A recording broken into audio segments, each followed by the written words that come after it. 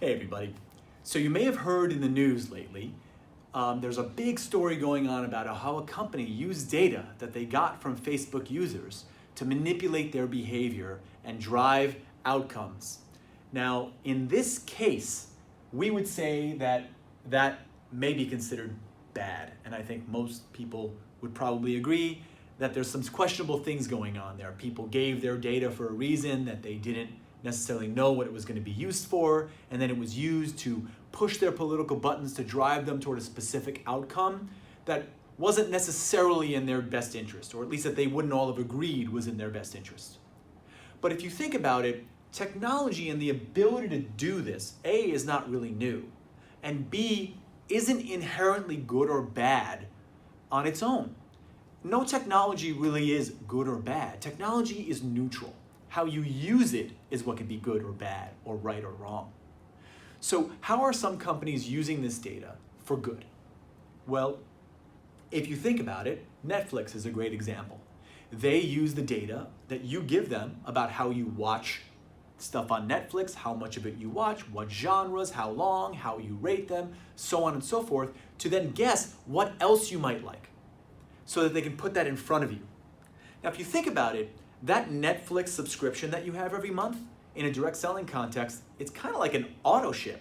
And their job is to keep you on that auto ship. The way they do that is by putting something that you want to consume in front of you so that you keep consuming it. As a matter of fact, that data that they use of yours to put that content in front of you is responsible for over $1 billion a year in retention revenue for Netflix. $1 billion a year. And so I don't think most of us would argue with the fact that Netflix is using that data to help us have a better experience. How can direct selling companies now do this too? Well, this is where Direct Tech Labs come in. You could argue that maybe what was happening in that Facebook example was what we might call in technology a black hat way of influencing people's behavior. What we are is really more on the white hat side, and Netflix is on the white hat side. And a lot of other companies like Amazon, right, it could be argued are on the white hat side.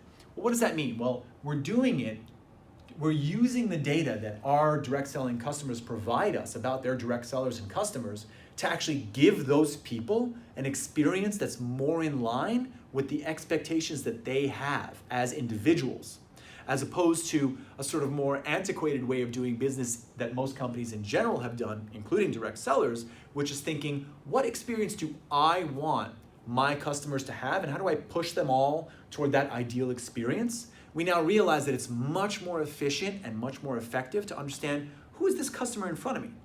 Do they like soap operas, or do they like music videos?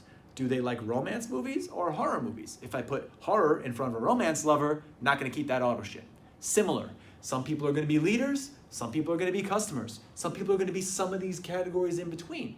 Understanding who they all are, giving them an experience that's based on their unique identity can give you a lot more lifespan, a lot more lifetime value, and give them a much higher quality experience with you and your brand, which leads to not only more revenue for you, but way better PR and a lot less regulatory scrutiny.